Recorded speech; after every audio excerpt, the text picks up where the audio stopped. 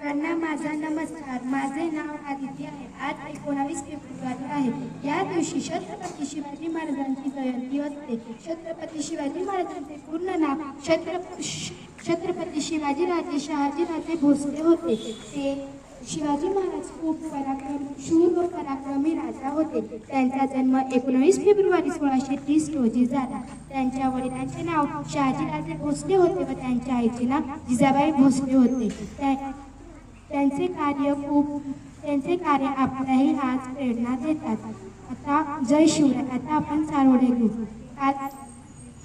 आले किती गेले किती उडून गेले भरारा. आले किती गेले किती उडून गेले भरारा.